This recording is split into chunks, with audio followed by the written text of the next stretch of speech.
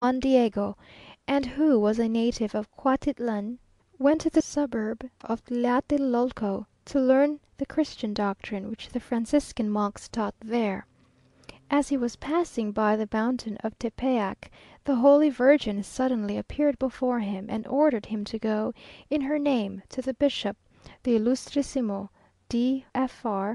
Juan de Zumarraga, and to make known to him that she desired to have a place of worship erected in her honour on that spot.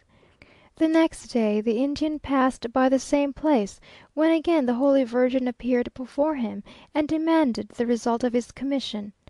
Juan Diego replied that in spite of his endeavours he had not been able to obtain an audience of the bishop. "Return," said the Virgin, "and say that it is I, the Virgin Mary, the Mother of God, who sends thee." Juan Diego obeyed the divine orders, yet still the bishop would not give him credence, merely desiring him to bring some sign or token of the Virgin's will. He returned with this message on the 12th of December, when, for the third time, he beheld the apparition of the Virgin.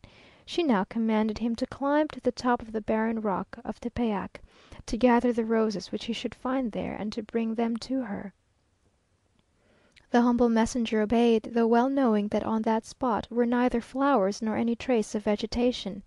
Nevertheless, he found the roses, which he gathered and brought to the Virgin Mary, who, throwing them into his tilma, said, "Return, show these to the bishop, and tell him that these are the credentials of thy mission." Juan Diego set out for the episcopal house, which stood on the ground occupied by the hospital now called San Juan de Dios, and when he found himself in the presence of the prelate, he unfolded his tilma to show him the roses, when there appeared imprisoned on it the miraculous image which had existed for more than 3 centuries. When the bishop beheld it, he was seized with astonishment and awe, and conveyed it in a solemn procession to his own oratory, and shortly after, this splendid church was erected in honour of the patroness of New Spain. From all parts of the country, continued the old bishop, people flocked in crowds to see Our Lady of Guadalupe, and esteemed it an honour to obtain a sight of her. What then must be my happiness who can see her most gracious majesty every hour and every minute of the day! I would not quit Guadalupe for any part of the world, nor for any temptation that could be held out to me." And the pious man remained for a few minutes as if wrapped in ecstasy. That he was sincere in his assertions there could be no doubt. As evening prayers were about to begin, we accompanied him to the cathedral. An old woman opened the door for us as we passed out. "Have my chocolate ready when I return," said the bishop. "Si, padrecito," said the old woman, dropping upon her knees, in which posture she remained for some minutes.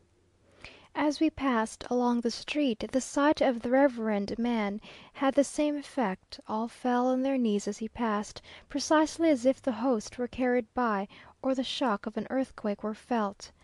Arrived at the door of the cathedral, he gave us his hand, or rather his pastoral amethyst, to kiss. The organ sounded fine as it pealed through the old cathedral, and the setting sun poured his rays in through the Gothic windows with a rich and glowing light. The church was crowded with people of the village, but especially with léperos, counting their beads, and suddenly in the midst of an Ave María Purissima, flinging themselves and their rags in our path with a "Por el amor de la Santísima Virgen."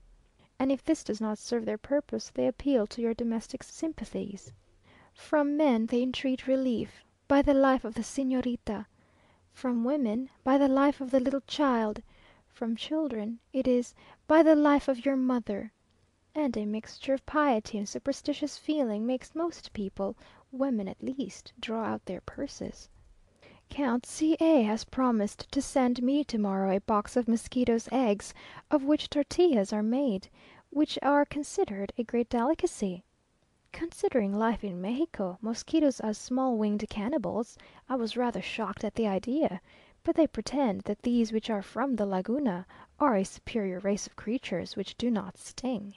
In fact, the Spanish historians mention that the Indians used to eat bread made of the eggs which the fly called agayacatl laid on the rushes of the lakes, and which they, the Spaniards, found very palatable.